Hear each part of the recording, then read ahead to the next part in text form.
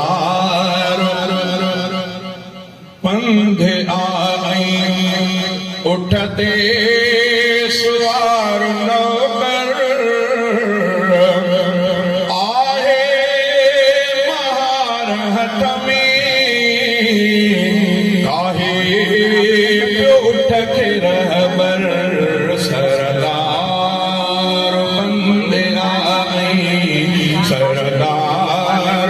पंध आई उठते सवार नौकर आहे महार हथ में काहे पियो उठ के रहबर सरदार पंध आई बहरान उन जो फाटल चोॾहं चतियूं लॻल हूं कुर्तो उन जो फाटल चोॾहं चतियूं लॻल हूं हज़रत उमर ई आहे अहिड़ो अज़ीम लीडर सरदार पंध आई उठते सवार नौकर आहे मार हथ में काहे पियो उठ के रहबर सरदार पंध आई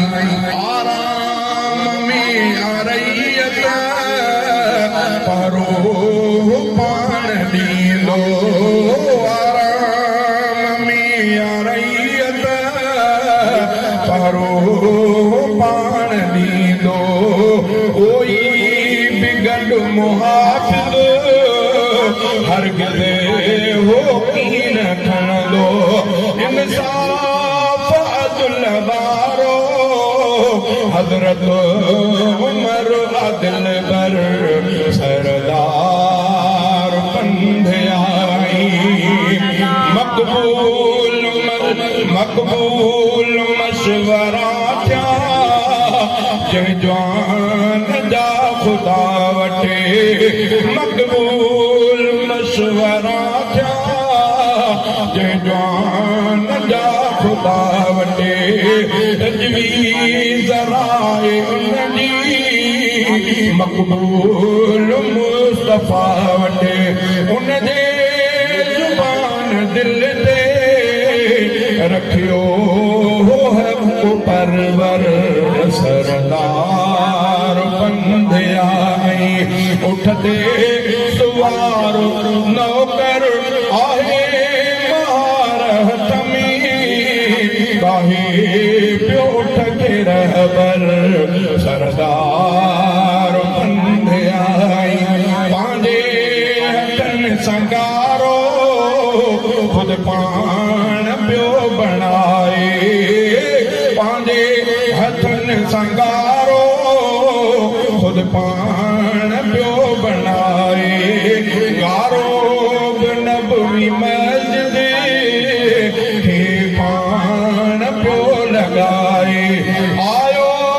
नज़र मिलन खे हिकिड़े मज़ूर वांगुर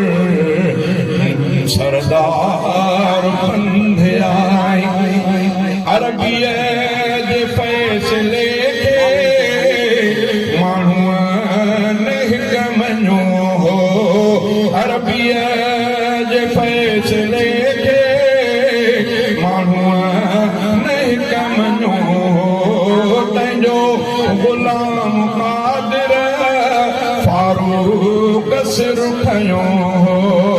मशहूर कारनामा